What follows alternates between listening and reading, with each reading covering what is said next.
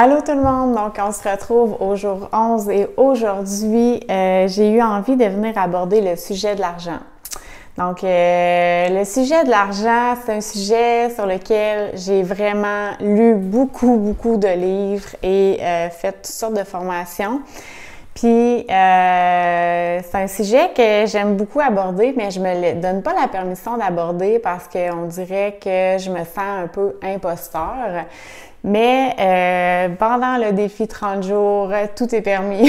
Donc, je me laisse vraiment la place de m'exprimer à ce sujet-là parce que je considère que j'ai appris beaucoup de choses à travers mes lectures, à travers mes expérimentations. Donc, allons-y aujourd'hui avec le sujet de l'argent et comment est-ce que l'argent s'est rattaché au pouvoir et à la confiance en soi. Donc, comment est-ce que quand on est capable de vraiment prendre la place, prendre sa place, être dans notre plein pouvoir, on va plus facilement générer de l'argent dans notre vie. Mais avant de tomber dans le vif du sujet, je vous partage le Random Fact of the Day et aujourd'hui, j'ai choisi de vous dire que ceci est une bouteille qui se retrouve dans ma douche et c'est un mélange de vinaigre de cidre de pomme et d'eau, moitié-moitié, que j'utilise quand je me lave les cheveux comme revitalisant. Donc oui, c'est mon revitalisant au grand désespoir de mon chum. Parce que, en effet, quand j'utilise ça comme revitalisant, ben quand mes cheveux sont mouillés, ça sent le vinaigre, mais une fois qu'ils sont secs, ça ne sent pas du tout. Ou en tout cas, moi, je trouve pas que ça sent du tout. Puis souvent, je vais rajouter une petite huile de toute façon hydratante là, sur mes cheveux. Mais je voulais vous partager ça parce que je me fais souvent dire que mes cheveux sont beaux, mes cheveux ont l'air en santé, ils sont lustrés, tout ça. Puis ben c'est une de mes recettes que j'utilise depuis des années. J'utilise pas de conditionnaire ou j'en utilise peu. Ça m'arrive d'en utiliser de temps en temps quand j'ai pas mon mélange. Puis des fois, pour le plaisir de juste faire un petit changement, je vais parfois utiliser un revitalisant comme plus en crème. Mais c'est très rare. La majorité du temps, je vais utiliser ça parce que ça me fait vraiment des beaux cheveux. Mes cheveux adorent ce mélange-là. Donc, si ça vous dit de l'essayer, go for it! Ça coûte pas cher, puis ça donne vraiment des beaux résultats. Alors voilà, c'était mon petit random fact of the day. J'aime le vinaigre de cidre de pomme et j'utilise dans mes cheveux. Donc, ça fait le tour pour ça. Maintenant, si on retombe dans le sujet de l'argent et de la confiance en soi, j'aime beaucoup écrire, puis dernièrement, pas dernièrement, ça fait un bout, je m'étais fait comme un genre de résumé avec toutes sortes de sagesse sur l'argent que j'avais lu. Puis, je veux vous lire une des phrases que j'avais écrites. J'avais écrit « Money is attracted to power, to confidence ». Puis après ça, j'avais écrit « Are you confident in yourself? Are you willing to show up in your bigness, to take your place in the world ». Donc, si je résume, l'argent est attiré au pouvoir, à la confiance. Est-ce que tu as confiance en toi? Est-ce que tu es prêt à vraiment prendre la place qui te revient dans le monde? Est-ce que tu es prêt à vraiment show up in your bigness, comme de vraiment comme... C'est ça, prendre la place, être dans ton bigness, je ne sais pas comment le traduire en français. Big, tu sais, de prendre beaucoup de place, d'être dans ton... Je trouve pas. Si vous trouvez, vous le mettrez dans les commentaires. Mais tout ça pour dire qu'il y a vraiment une notion de prendre sa place. Prendre sa place, être confiant. Puis pour moi, ça a vraiment été un enjeu énorme. Tout ce qui est relié à la confiance en soi, au pouvoir, à la peur de déranger, de prendre trop de place, de trop parler, c'était tellement présent chez moi. Puis je pense que c'est souvent présent aussi chez les personnes qui ont une nature ou qui se voient comme étant plus introverties. Donc, si c'est votre cas, peut-être que c'est un enjeu pour vous aussi, ou peut-être que même si vous êtes extraverti, c'est quand même un enjeu pour vous aussi. Mais ceci étant dit, j'ai vraiment eu à développer justement ma confiance en moi, ma capacité à prendre la place. Puis ce défi-là, ça en est un défi que je me suis donné pour justement briser cette tendance-là à rester petite, hein, à pas trop prendre de place, à justement avoir peur de ce que les gens vont penser si je me mets à prendre la place, à dire ce que je pense vraiment, à être moi-même à 100%. Donc, c'est un gros défi, puis c'est un gros défi d'être authentique, d'être nous-mêmes, parce qu'on est tous conditionnés à vouloir faire partie de la tribe, hein, de la communauté. On ne veut pas être rejeté, parce que si on est rejeté de la communauté, ça nous ramène dans nos racines, d'avoir peur de ne pas survivre. Donc, c'est normal d'avoir cette crainte-là. Ce sera pas long, juste voir qu'est-ce que Joy fait. Qu'est-ce que tu fais? Joy, elle aime bien jouer avec les petits trucs de porte, là, les genres de petits ressorts, là. Elle joue avec ça. Donc, oui, c'est ça. On a comme cette peur qui est à l'intérieur de nous, qui est normale d'avoir peur d'être rejeté, de ne pas être aimé. Puis, en même temps, ce que j'ai réalisé avec le temps, c'est que le but, c'est pas d'être aimé du plus grand nombre. Le but, c'est d'être aimé par les bonnes personnes. Par les personnes qui vont vraiment connecter avec nous, qui vont se reconnaître en nous, qui vont aimer ce qu'on va partager, qui vont justement apprécier qui on est. Puis peut-être qu'il y a des parties de nous qui vont moins aimer, d'autres qui vont plus aimer, mais on va être capable de nous aimer malgré tout. Donc, c'est ces personnes-là qu'on veut aller chercher. Puis voilà. Donc, le but, c'est pas de vouloir être aimé du plus grand nombre. Mais bref, quand on relie ça à l'argent, aujourd'hui, j'avais comme envie, encore une fois, de venir faire un topo de « OK, comment je peux développer ma confiance en moi, ma capacité à prendre la place davantage en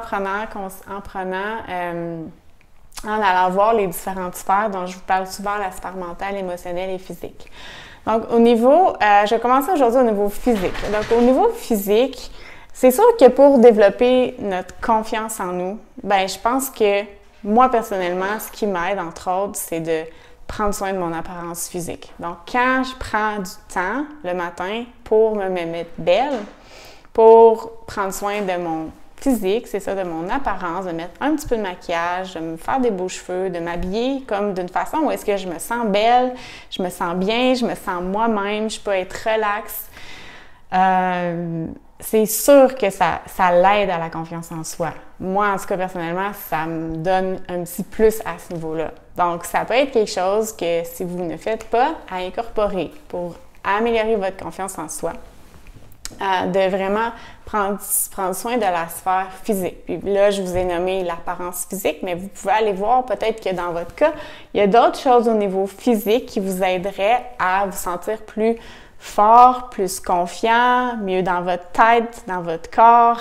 Est-ce que c'est de bouger? Est-ce que c'est de bouger davantage? Est-ce que c'est au niveau de votre alimentation, au niveau de votre sommeil? Donc, qu'est-ce que vous pourriez améliorer pour que votre corps physique se sente mieux, se sente plus détendu, que vous vous sentez confiant? Premier élément. Deuxième élément que je vais vous mentionner, c'est la sphère mentale. Le mental est très fort, vous le savez, et quand on vient puis on parle de confiance en soi, c'est sûr que les pensées qu'on entretient, vous le savez, vont affecter notre confiance. Donc, si vous entretenez tout le temps des pensées négatives vis-à-vis vous-même, vis-à-vis votre succès, vous allez nécessairement avoir peu confiance en vous et vous allez moins souvent passer à l'action. Puis, on le sait que plus on est dans l'action, plus on a de chances de vivre des petites victoires et plus on vit des petites victoires, plus on prend confiance en nous. Donc, ce défi-là, ça en est un exemple pour moi où est-ce que je me suis donné ce défi-là, ça me faisait peur au début, j'ai décidé de me lancer, de le faire et plus ça va, maintenant on est rendu au jour 11 et j'ai de plus en plus confiance en moi et en ma capacité de générer des idées pour du nouveau contenu. Au début, j'étais pas certaine que c'était une bonne idée, j'étais pas certaine que j'allais avoir assez d'idées et maintenant, je commence à comprendre que je peux générer du contenu, ça peut se faire facilement, ça n'a pas besoin d'être compliqué. Puis ce pattern-là que j'avais, cette pensée-là que j'avais qui me disait que je savais pas quoi parler, je savais pas trop qu'est-ce que les gens aimeraient, tout ça est en train de tranquillement se défaire pour recréer des nouvelles pensées. Donc, le fait de justement prendre conscience de ces pensées-là qui me nuisaient, qui minaient ma confiance en moi, puis de reformuler aussi, d'écrire des affirmations qui sont plus positives, qui sont plus constructives, m'aide beaucoup à justement prendre confiance en moi. Puis des affirmations qui peuvent vous aider à prendre confiance en vous, il y en a plein. Comme qu'est-ce qui, quand vous le dites, vous êtes comme « Ouh, oui, ça me parle, ça résonne pour moi, je me sens bien. » Comme moi, je sais que j'en ai une que je répète souvent, c'est « je la formule différemment à chaque fois, mais c'est quelque chose comme « Je suis une femme qui est belle au naturel. » Donc, je suis belle au naturel. Donc, moi, j'aime ça. Je veux, puis c'est quelque chose à quoi j'aspire, de me sentir belle au naturel.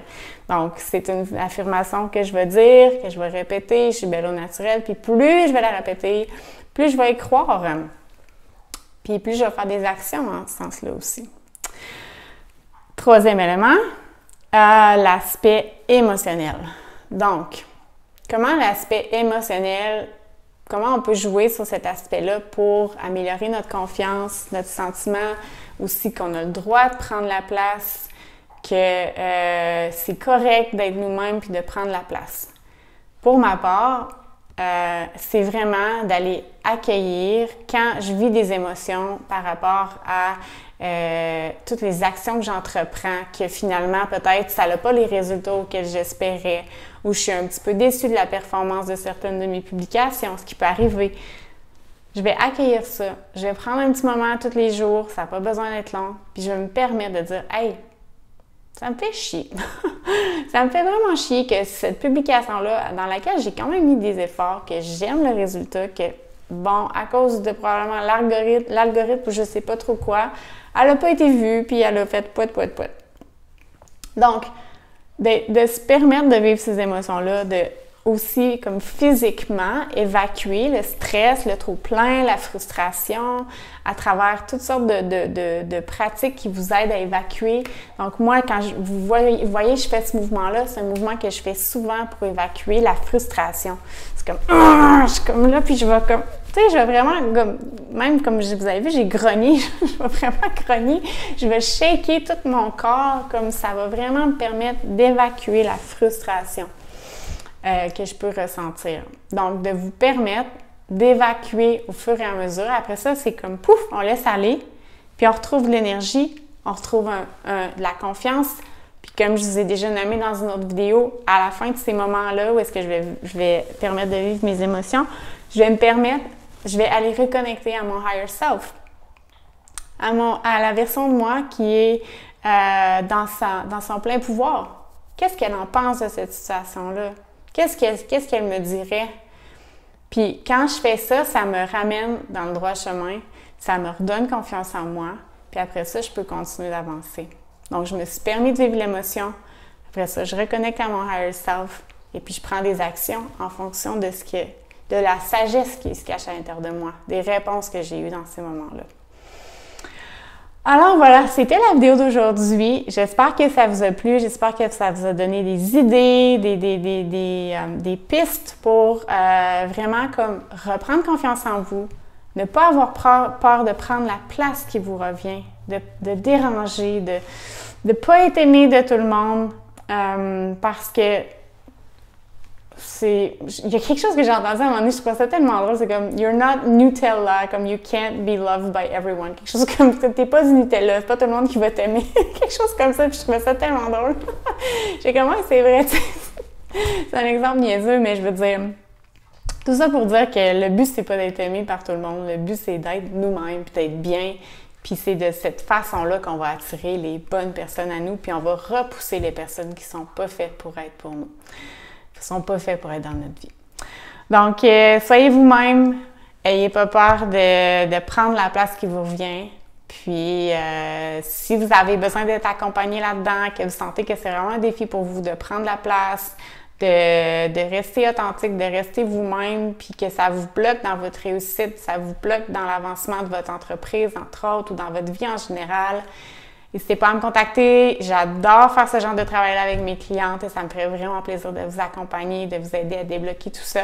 Donc, allez voir sur mon site web www.simplylavie.ca. Je vous mets le lien en commentaire, dans la description.